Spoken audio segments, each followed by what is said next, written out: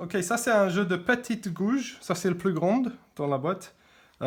C'est des Swiss Made, des files là, qu'on peut acheter dans les magasins d'art pour la gravure sur bois. Moi je les utilise pour sculpter des petites têtes sur des instruments baroques.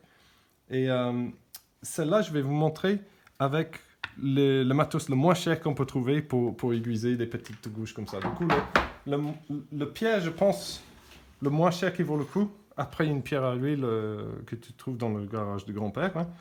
Voilà, ces pierres-là, c'est Sun Tiger. Vous pouvez acheter ça chez Dictum, ça vaut 35 €. Et un côté, c'est 250 et l'autre côté, c'est 1000. Voilà, si vous achetez ça et un pierre d'Arkansas, comme ça, je pense que c'est possible d'aiguiser vos gouges. On va essayer. Voilà. Vous pouvez vous fabriquer un petit pagaie comme ça. C'est du bois. Un côté est légèrement convexe. Un côté est plat. Après, on a un courbe qui est bien pour aller dans les gouges comme ça. Et bon, ça ira là-dedans aussi. C'est bien. Et une plus petite pour aller dans des plus petites gouges, quoi. Là-dessous, on va mettre le rouge de bijoutier et un peu de l'huile de lin. Pas besoin de mettre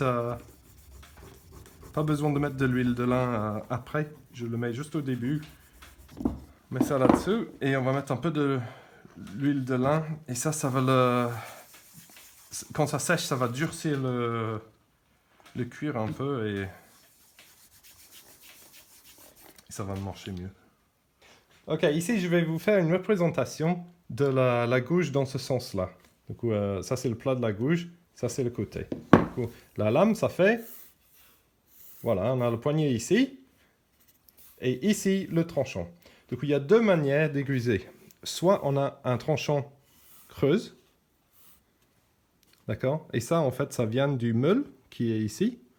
Et si on a des mains très très stables ou une guide, on peut en fait meuler un arête creuse dans le bout de la gouge.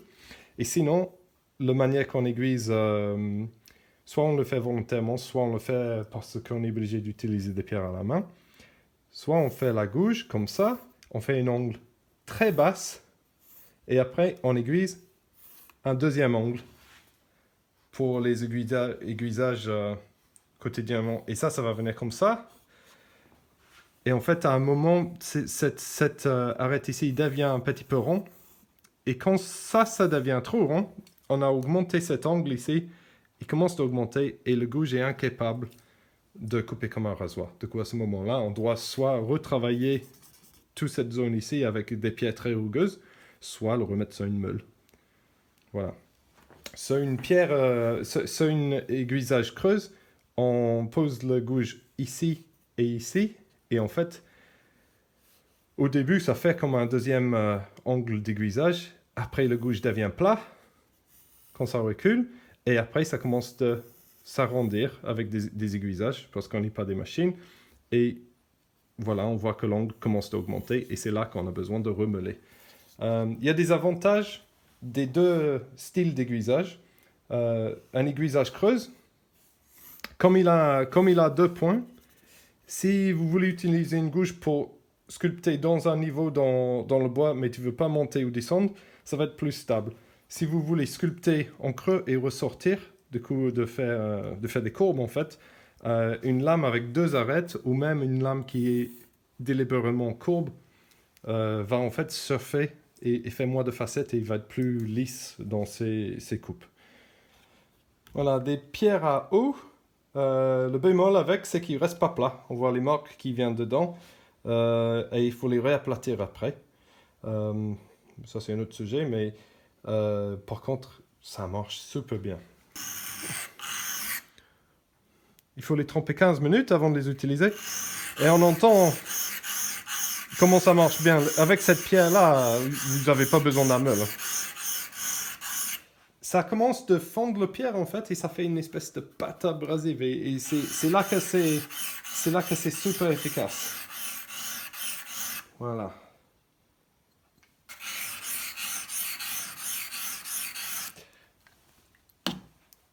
Là j'ai carrément refait l'arête en total. Je sens le morphile. Il y a vraiment avec cette pierre là, il faut il faut une autre pierre qui est spécialement faite pour le remettre à plat. Mais avec ça, vous n'aurez pas besoin de meule pour aiguiser des petites couches comme ça. Cette côté, c'est 1000. Voilà. Du coup, là, je vais aller plus doucement. Et je vais travailler juste le bord. Je ne vais pas travailler toute la surface, je vais travailler juste le bord. Et peut-être pour le prochain, si je suis juste en train de faire de la gravure de bois ou de petits bas-reliefs, des trucs légers, peut-être je peux travailler que ce côté-là pendant 5 ou 10 aiguisages, si je suis douce avec la gouge. Pas besoin de retourner au début à chaque fois. Voilà, ça c'est fait. Et maintenant je retourne sur mon pied Arkansas. Ici, là. Du coup, l'intérieur, j'ai un sacré morphile, là, du coup. Là, je pousse.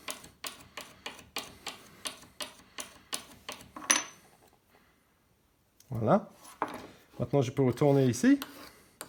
Là, je vais juste travailler le tout petit bord. Allez, je mouille mon pied. Hop. Je vais juste travailler le petit bord, là, comme ça.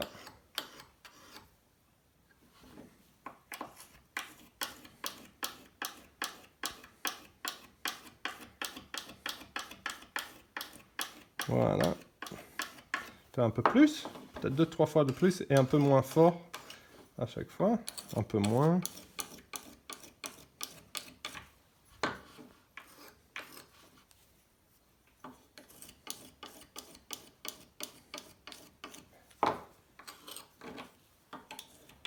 Bon.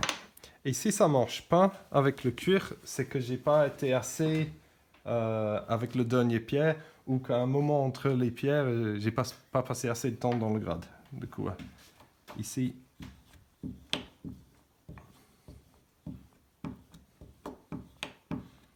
je polis comme ça. Hop. Après, je vais polir comme ça.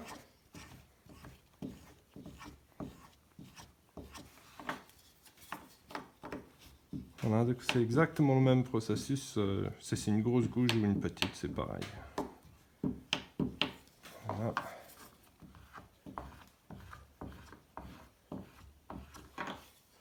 Sinon, on peut faire comme ça, si on veut. On peut faire comme ça. Et on pourrait faire comme ça. C'est la même chose.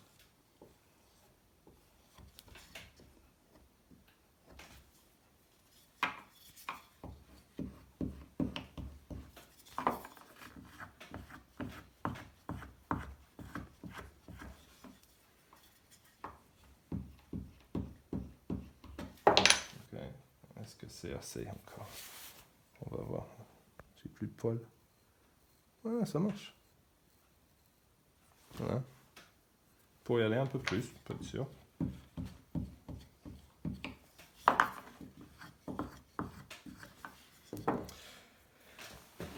Voilà. En tout cas, si vous avez envie de vous tenir au courant de un peu de technique, et peut-être vous pouvez vous abonner à la page du stall. Et un jour, on pourrait se rencontrer. Ça serait sympa. Voilà. Bonne journée.